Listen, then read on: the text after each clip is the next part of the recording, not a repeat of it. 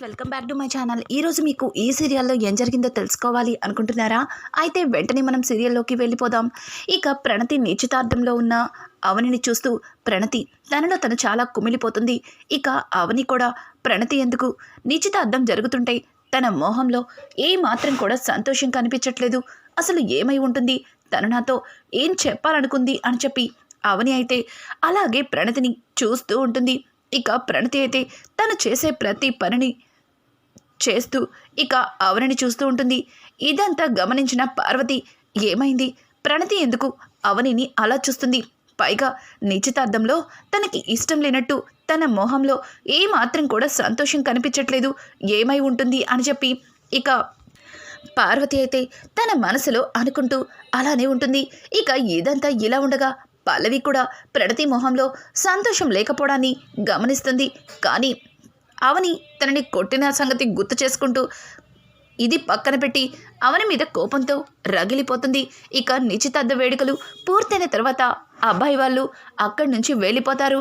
వాళ్ళు వెళ్ళిన మరుక్షణం ఇక పల్లవి అయితే చూసారా అత్తయ్య, మన ప్రణతి ఎంగేజ్మెంట్ని చెడగొట్టడానికి ఈ అవని ఎలా వచ్చిందో ఇంటికి అని చెప్పడంతో ఇక పార్వతి అయితే అవని వైపు చాలా కోపంగా చూస్తుంది. ఏంటత్తయ్య అలా చూస్తున్నారు, ఈ అవని ఇక్కడికి ఎందుకు వచ్చిందో మీకు ఇంకా అర్థం కాలేదా? ప్రణతి ఎంగేజ్మెంట్ని ఎలా అయినా సరే చెడగొట్టాలని కావాలని ప్లాన్ చేసుకుని ఇక్కడికి వచ్చింది. పైగా ఎవ్వరూ చెప్పకుండానే ఆరాధ్య తన ట్యూషన్ టీచర్ అని ఎలా చెప్పింది? ఇదంతా ఈ అవని వేసిన ప్లాన్ అని మీకు అర్థం కాలేదా? తనని చూస్తుంటే మన ఇంట్లో సంతోషాలని దూరం చేయడానికే వచ్చిందని మీకు అర్థం కావట్లేదా అని చెప్పి ఇక పల్లవి అయితే అవని గురించి లేనిపోనివన్నీ చెబుతూ ఉంటుంది. అవని అయితే పల్లవి అని గట్టిగా అరవడంతో పల్లవి ఏంటి ఏంటి ఇందాకంటే అక్కడ ఎవ్వరూ లేరు కాబట్టి నా మీద చేయి చేసుకున్నావు, ప్రతిసారి నీతో కొట్టించుకోవడానికి నేను సిద్ధంగా లేను అని చెప్పి పల్లవి మాట్లాడుతూ ఉంటే, చూడు ఇంకొక మాట మాట్లాడామంటే చంపేస్తాను, కొట్టడం కాదు చంపేస్తాను అని చెప్పి ఇక అవని అయితే పల్లవి మీద గట్టిగా అరుస్తుంది. ఇంకా పార్వతి అయితే అవునవును, నీకు ఆ ఒక్కటి బాగా తెలుసు, ఇంతకుముందు నన్ను చంపాలని ప్రయత్నించావు కానీ నీ ప్రయత్నం ఫెయిల్ అయింది. ఇప్పుడు నా కళ్ళ ముందే ఇంతమంది ఉండగా కూడా భయపడకుండా అవని పల్లవిని చంపేస్తాను అంటున్నావు. అసలు ఏంటి నీ ఉద్దేశం? నిన్ను ఇంటి నుంచి వెళ్ళగొట్టాను కానీ నువ్వు పదే పదే ఇలా మా ఇంటి చుట్టూతో తిరగడానికి నీకు సిగ్గుగా లేదా? నువ్వంటే మాకు ఇష్టం లేదని, నీ మొహం చూస్తేనే మాకు అసహ్యంగా ఉందని నీకెన్నిసార్లు చెప్పాలి? అయినా నిన్ను ఎవరు పిలిచారు ఈ నిశ్చితార్థానికి, ఎందుకొచ్చావు అని అడగడంతో అది అది అత్తయ్య నేను చెప్పేది అని అంటుంటే, చాలిక ఆపు, నిన్ను ఈ నిశ్చితార్థానికి ఎవ్వరం పిలవలేదు కానీ సిగ్గు లేకుండా వచ్చావు అంటే నిన్ను పెళ్లి వాళ్ళ ముందు కోడలిగా పరిచయం చేస్తానని ఆశపడుతున్నావేమో, అది ఎన్నటికీ జరగదు. అవసరమైతే వాళ్ళ కాళ్ళు పట్టుకొనున్నా బ్రతిమలాడతానేమో కానీ నిన్ను మాత్రం కోడలిగా అంగీకరించి ఇంట్లోకి మాత్రం తీసుకొచ్చేదే లేదు అని అంటుంటే, అత్తయ్య గారు కాస్త నేను చెప్పేది వినండి అని అంటుంటే, ఏం చెప్తావు? నిన్ను ప్రణతిని ఈ నిశ్చితార్థానికి రమ్మన్నది అని చెప్తావా? ప్రణతి ఇలా రా, నువ్వు అవనిని ఈ ఇంటికి నీ నిశ్చితార్థానికి రమ్మని పిలిచావా అని అడగడంతో ఇక ప్రణతి అయితే వాళ్ళమ్మ దగ్గర భయంతో లేదు లేదమ్మా, నేను వదిని పిలవలేదు అని చెప్పి ఇక ప్రణతి అక్కడి నుంచి భయంతో లోపలికి వెళ్ళిపోతుంది. ఇక అవని అయితే చూడండి అత్తయ్య, నన్ను నిశ్చితార్థానికి ఎవ్వరూ పిలవలేదు, ప్రణతి నా ఆడపడుచు, నేను ఈ ఇంటికి కోడలిగా వచ్చిన దగ్గర నుంచి తనని ఏ రోజు కూడా నా ఆడపడుచులా చూడలేదు, నా కన్న కూతురులానే చూశాను. అట్లాంటి అమ్మాయికి నిశ్చితార్థం జరుగుతుంటే నేను రాకుండా ఎలా ఉంటా అనుకుంటున్నారు? అందుకే వచ్చాను. మీ అనుమతి లేకుండా ఈ ఇంట్లో అడుగు పెట్టినందుకు నన్ను క్షమించండి అని అనుకుంటూ అక్కడి నుంచి అవని వెళ్ళిపోతుంటే, ఆగు అని పల్లవి గట్టిగా అరుస్తుంది. ఇక పల్లవి అన్న మాటలకి అవని వెనక్కి తిరిగి పల్లవి వైపు కోపంగా చూస్తుంది. ఏంటి అలా కోపంగా చూస్తున్నావు? అస్తమానం కొట్టేస్తే నీ దగ్గర భయపడిపోతాననుకుంటున్నావా? చూడు, ఇంకెప్పుడు ఈ ఇంట్లో అడుగు పెట్టను అని నువ్వు ఒట్టు వెయ్యాలి అని అంటుంటే, ఏయ్ నీకేమైనా పిచ్చి పట్టిందా? వదిన ఈ ఇంటికి రాకుండా ఒట్టు పెట్టడమేంటి? నాతో శ్రీకర్ అన్నయ్యతో ఒట్టు వేయించినట్టు ఇప్పుడు వదినతో ఒట్టు వేయించాలని చూస్తున్నావేమో. చూడు, నాకు తిక్కరేగిందంటే వదిన కాదు నువ్వు ఇంట్లో నుంచి వెళ్తావు అని చెప్పి కమల్ అయితే ఇక పల్లవి మీద గట్టిగా అరుస్తాడు. ఇంకా అలాగే రాజేంద్ర కూడా, ఏంటమ్మా ఏం మాట్లాడుతున్నావు? మీ అత్తయ్య అంటే ఏదో కోపంలో ఉంది, ఆవేశంలో ఒక నిర్ణయం తీసుకుంది. ఏదో ఒక రోజు ఆవిడ తన మనసు మార్చుకుంటుంది. ఖచ్చితంగా ఆ రోజు అవన్ని కోడలిగా ఇంటికి తీసుకొస్తుందని ఇంట్లో అందరం ఆశపడుతున్నాం. కానీ నువ్వు ఏకంగా అవనిని శాశ్వతంగా ఇంటికి రావద్దని చెప్తున్నావు. అలా చెప్పడానికి నీకు ఎవరిచ్చారు హక్కు అని చెప్పి ఇక రాజేంద్ర అయితే పల్లవిని అడుగుతూ ఉంటాడు. ఇంకా పార్వతి అయితే, ఏవండి పల్లవి మీద ఎందుకు అందరూ అలా అరుస్తున్నారు? తను అన్నదానిలో తప్పేముంది? పల్లవి చెప్పింది నిజమే కదా. ఈ అవని ఈ ఇంట్లో అడుగు పెట్టిన ప్రతిసారి ఏదో ఒక డిస్టర్బెన్స్ వస్తూనే ఉంది. అందుకే ఈ అవని ఈ ఇంట్లో అడుగు పెట్టకూడదు. అలాగే ఈ ఇంట్లో అడుగు పెట్టాలి అంటే అది నేను ఒప్పుకున్న రోజు అది ఎన్నటికీ జరగదు. నువ్వింకెప్పుడు ఈ ఇంట్లో అడుగు పెట్టనని నీ కూతురు ఆరాధ్య మీద ఒట్టేయ్ అని చెప్పడంతో, అత్తయ్య ఏం మాట్లాడుతున్నారు? నా ఇంట్లో నన్ను ఉండొద్దు అని వెళ్ళిపోమన్నారు. మీ మాటని గౌరవించి ఇక్కడి నుంచి వెళ్ళిపోయాను. ఇప్పుడు ఈ ఇంట్లో శాశ్వతంగా ఇంటికి దూరం అయిపోమంటున్నారు. మొన్నటికి మొన్న విడాకులిచ్చారు. ఇప్పుడు నా కూతురు మీద ఒట్టు వేయమంటున్నారు. చూడండి, ఇది నా అత్తగారిల్లు, ఆయన నా భర్త, నా కూతురు, ఇది నా ఇల్లు. నా ఇంట్లోకి నన్ను రావద్దని చెప్పడానికి ఎవ్వరికీ హక్కు లేదు. ఆయన నా మెడలో అగ్ని సాక్షిగా తాళి కట్టాడు. ఇంకొకసారి నన్ను ఈ ఇంటికి దూరం చేయాలని చూస్తే నేను సహించలేను అని అనుకుంటూ అక్కడి నుంచి అవని వెళ్ళిపోతుంది. అవని మాటలకి ఇక పార్వతి అయితే, చూసారా ఎలా మాట్లాడుతుందో? ఈ ఇల్లంట తనదంట అంటే ఇంకా మీకు అర్థం కాలేదా? మీరందరూ మా అత్తగారి ఆస్తిని తేరగా తింటున్నారని ఇండైరెక్ట్గా అంది అత్తయ్య గారు అని చెప్పి పక్క నుంచి పల్లవి ఇంకాస్త రెచ్చగొడుతుంది. ఏం మాట్లాడుతున్నా పల్లవి అని అంటుంటే, అవును మావయ్య గారు, అవని అక్క చెప్పింది మీకు ఇంకా అర్థం కాలేదా? ఇదంతా నా భర్త తల్లిది ఈ ఆస్తిని మీరు తేరగా అనుభవిస్తున్నారు. నన్ను ఈ ఇంట్లో ఉండకుండా వెళ్ళగొట్టారని ఇండైరెక్ట్గా చెప్తుంది అని చెప్పడంతో పక్క నుంచి కమల్ చాలా కోపంగా పల్లవి చెంప పగలకొడతాడు. ఒక్కసారిగా పల్లవి కమల్ బాబా అని అరవడంతో ఇక కమల్ అయితే, చంపేస్తాను, వదినే కాదు నేనే నిన్ను చంపేస్తాను. అసలు అది నోరా ఇంకేమన్నానా? అసలు నీకు బుద్ధుందా? ఇలా మాట్లాడుతున్నావేంటి? అవని అక్క నిన్ను సొంత చెల్లిలా చూసుకుంది, కానీ నువ్వే రోజు కూడా అవని వదిని ఒక అక్కలా కాదు కదా, కనీసం ఒక మనిషిలా కూడా చూడటం లేదు. చివరికి ఈ ఇంటి నుంచి వదిన్ని పూర్తిగా దూరం చేయాలని చూస్తున్నావు. చూడు, వదిన విషయంలో నువ్వు ఏమైనా తప్పు చేశావని చిన్న అనుమానం వచ్చినా నిన్ను అస్సలు వదిలిపెట్టను. ఈ గొడవంతా చూస్తుంటే నాకెందుకో నీ మీదే అనుమానంగా ఉంది అని చెప్పి కమల్ మాట్లాడుతుంటే ఒక్కసారిగా పల్లవి తనలో తను భయపడుతూ ఉంటుంది.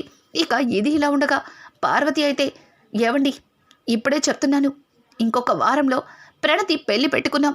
ఈ పెళ్లిలోపు ఆ అవని ఈ ఇంట్లో అడుగు పెట్టడానికి లేదు.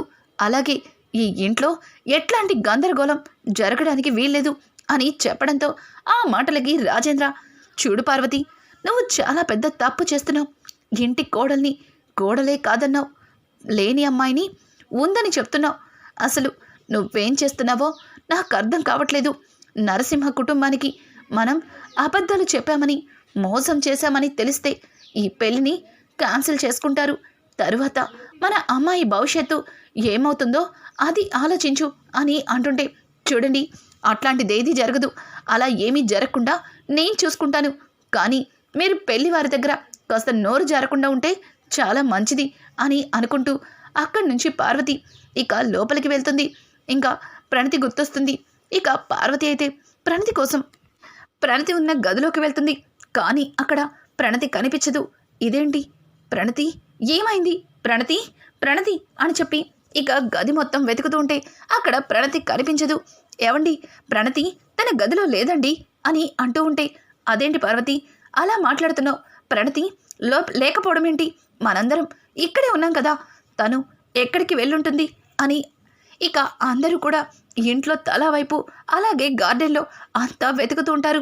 ఇంతలో కమలైతే బయట వాచ్మెన్ని మా ప్రణతి బయటికి వెళ్ళిందా అని అడగడంతో, అవును అవును చిన్నయ్య గారు, ఇప్పుడే ప్రణతి అమ్మగారు నడుచుకుంటూ ఇలా వెళ్ళిపోయారు అని అంటుంటే, ఏంటి ప్రణతి నడుచుకుంటూ వెళ్ళిందా, ఎక్కడికి వెళ్ళిందబ్బా అని చెప్పి ఇంకా కమల్ పరిగెత్తుకుంటూ వచ్చి, అమ్మ అమ్మ అదిగో గేట్ వాచ్మెన్ చెప్తున్నాడు, ప్రణతి నడుచుకుంటూ ఇలా కుడివైపు వెళ్ళిందంట అని చెప్పడంతో, అదేంటి ఇంట్లో ఎన్ని కార్లుంటే ప్రణతి నడుచుకుంటూ వెళ్ళడం ఏంటి, అసలు ప్రణతి ఎక్కడికి వెళ్ళుంటుంది అని చెప్పి ఇక అందరూ కూడా ప్రణతి కోసం వెతకడం మొదలు పెడతారు.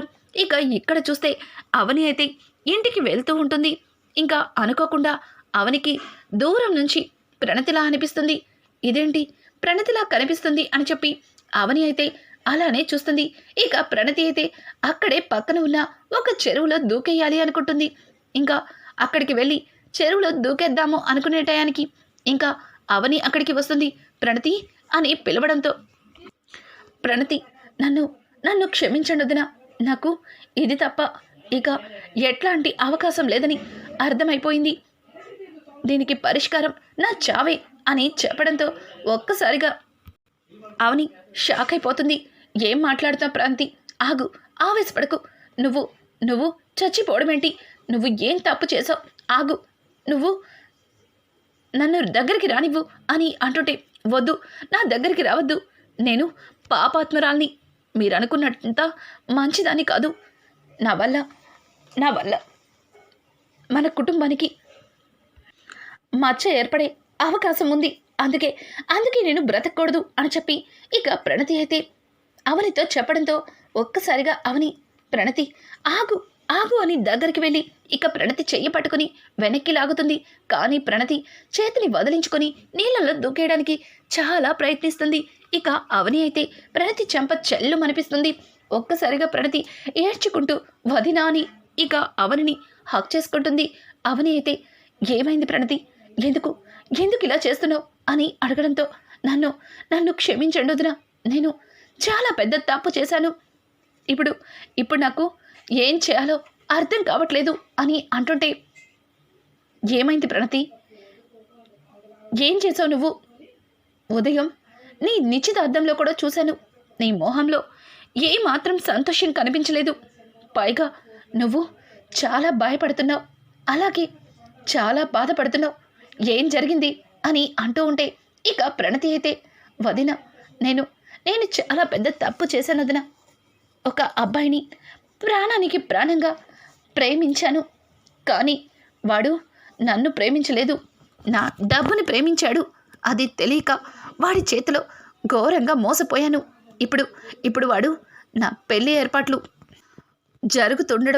జరగడం వల్లే వాడి మోసం బయటపడింది, పెళ్లి జరుగుతుందని ఎంగేజ్మెంట్ అని వాడికి కాల్ చేసి చెప్పాను, జరిగేది ఎంగేజ్మెంటే కదా, పెళ్ళైనట్టు ఎందుకు బాధపడుతున్నావని నాలో ధైర్యం చెప్పాడు, నా బాధని చూడలేక నాకు ధైర్యం చెప్పాడు అనుకున్నాను, కానీ కరెక్ట్గా మరొక గంటలో నిశ్చితార్థం ఉందనగా నా మొబైల్లో ఇదిగో ఈ ఫొటోస్ని పెట్టాడు అని చెప్పడంతో ఒక్కసారిగా అవని ఆ ఫొటోస్ చూసి షాక్ అయిపోతుంది.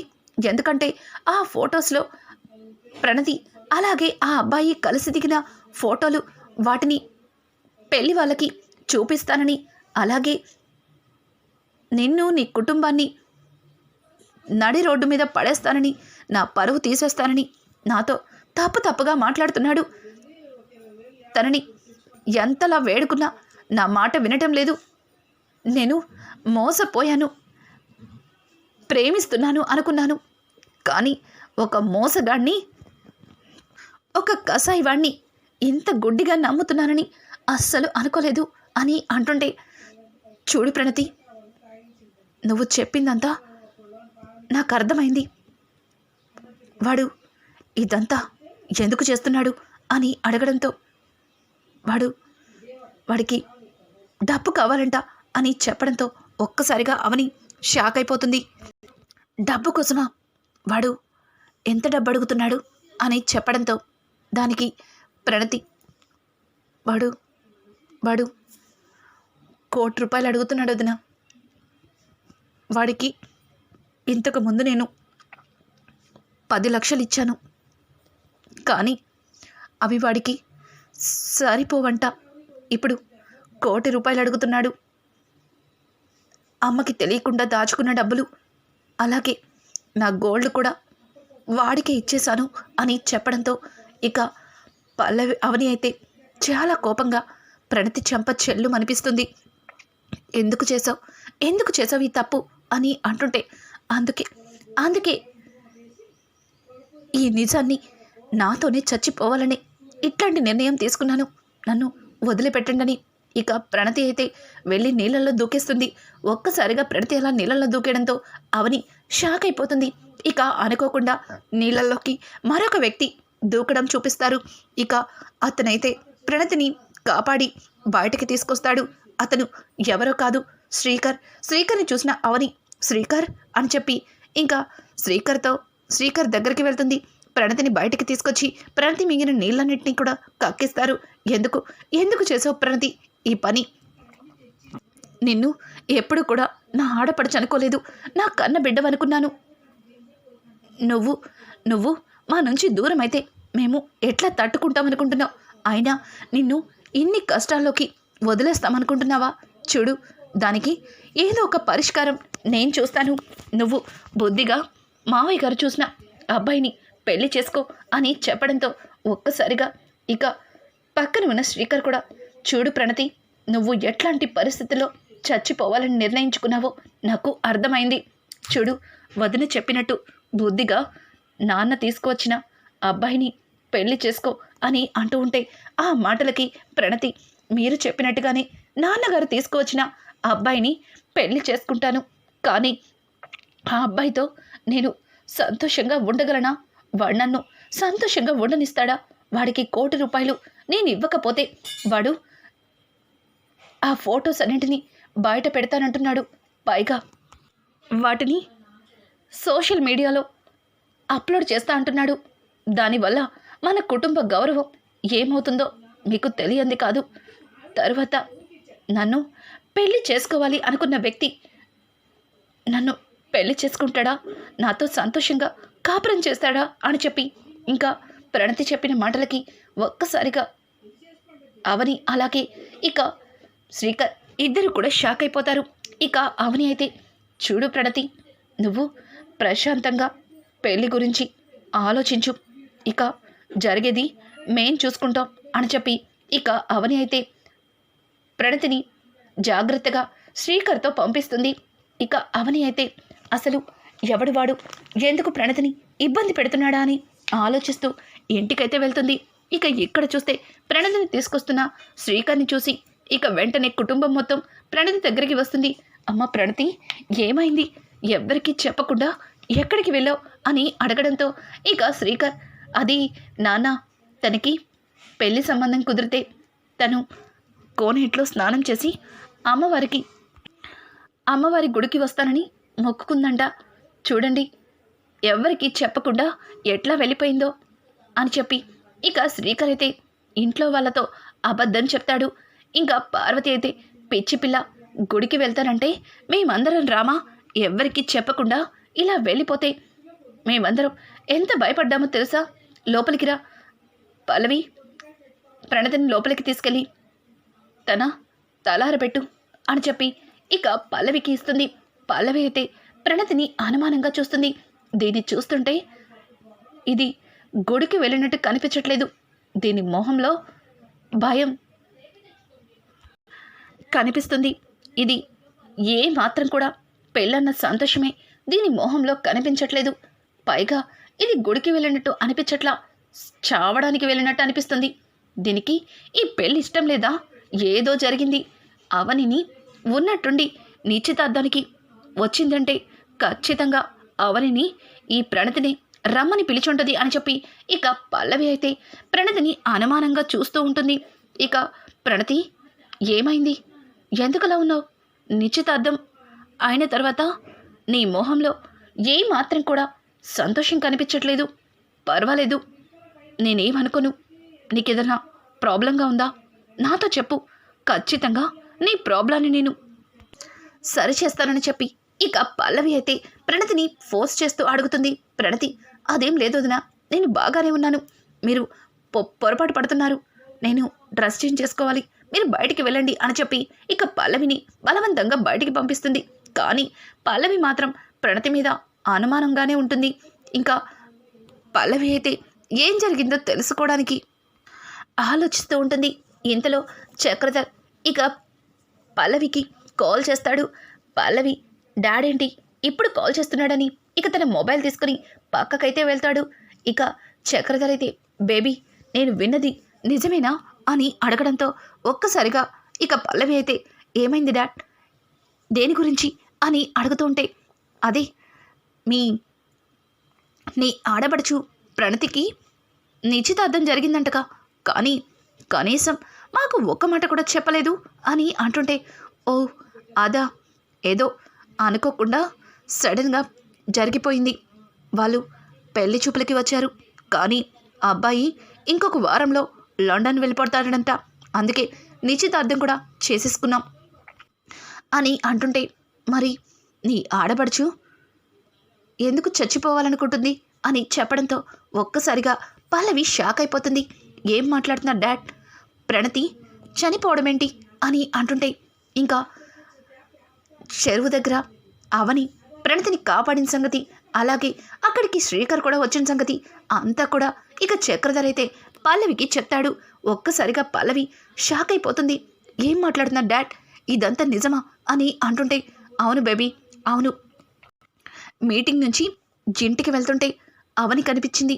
అవనితో పాటు ప్రణతి కూడా అక్కడే కనిపించింది. వాళ్ళిద్దరిని చూస్తే నాకెందుకు అనుమానంగా అనిపించి నేను వాళ్ళేం చేస్తున్నారని అంతా చూశాను. అప్పుడే తెలిసింది నీ ఆడబడుచు ఎవరినో ప్రేమించి ఘోరంగా మోసపోయింది.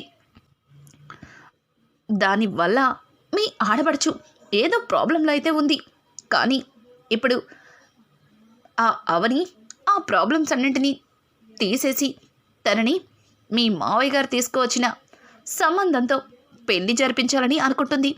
కానీ ఈ పెళ్లి జరిగితే నువ్వు ఆ ప్రణతి దగ్గర తక్కువైపోతావేమో అని అంటుంటే, ఏం మాట్లాడుతున్నారు డాడ్? నేను ప్రణతి దగ్గర తక్కువ అవడం ఏంటి? ఇంట్లో ఒక వికెట్ డౌన్ అవుతుందని నేను చాలా హ్యాపీగా ఫీల్ అవుతున్నాను అని అంటుంటే, అది కాదు బేబీ, ఇప్పటికే మీ మావయ్య బిజినెస్లన్నింటిలో ముందున్నాడు. అలాగే మన ఇండియా మొత్తంలో నెంబర్ 1 కంపెనీగా మీ కంపెనీ గొప్ప పేరుని సంపాదించింది. ఇక ఆ నరసింహ మీ ప్రణతిని పెళ్లి చేసుకుంటే ఇక మీ కంపెనీలు ఒక ఇండియాలోనే కాదు విదేశాల్లో కూడా మారు మోగిపోతుంది అని అంటుంటే, ఏం మాట్లాడుతావు డాడ్?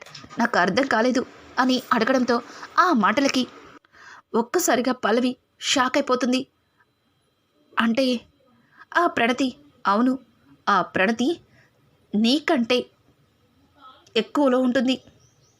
మీ కుటుంబం కంటే ఆ నరసింహ కుటుంబం కోటీశ్వరుల కుటుంబం. వాళ్ళకి ఒక్క ఇండియాలోనే కాదు ఫారెన్స్లో కూడా చాలా ప్రాపర్టీస్ ఉన్నాయి. వాళ్ళ కంపెనీలు ఇన్ని అన్నీ కాదు. అట్లాంటి ఇంటికి నీ ఆడపడుచు కోడలిగా వెళితే ఇక నీ వాల్యూ తన దగ్గర ఏముంటుంది? ఆ కోమలికి అత్తింటి కంటే పుట్టింటి మీదే మమకారం ఎక్కువంటే దానికి కారణం వాళ్ళకంటే మీ దగ్గర ఆస్తుందని మీ దగ్గర అణిగి మణిగి ఉంటుంది. కానీ ఇక ప్రణతి అలా ఉండదు అని చెప్పి చక్రధర్ అయితే పల్లవిని రెచ్చగొడతాడు. ఇక పల్లవి అయితే ఫైనల్గా ఆ పెళ్లి చెడగొట్టాలి అనుకుంటుంది. రానున్న ఎపిసోడ్స్లో పల్లవి ప్లాన్ని తిప్పికొట్టి ప్రణతిని, అలాగే ప్రణతికి వచ్చిన పెళ్లి సంబంధాన్ని పెళ్లి వాళ్ళతో పెళ్లి జరిపించేలా చేస్తుంది. అలాగే పల్లవి చేస్తున్న కుట్రలన్నింటికి అడ్డుకట్ట వేస్తుంది అవని. ఇదంతా కూడా మీకు ముందుగా కావాలి అనుకుంటే మా ఛానల్ని సబ్స్క్రైబ్ చేసుకోవడం మాత్రం మర్చిపోకండి. Thanks for watching. Friends, welcome back to my channel. ఈరోజు మీకు ఈ సీరియల్లో ఏం జరిగిందో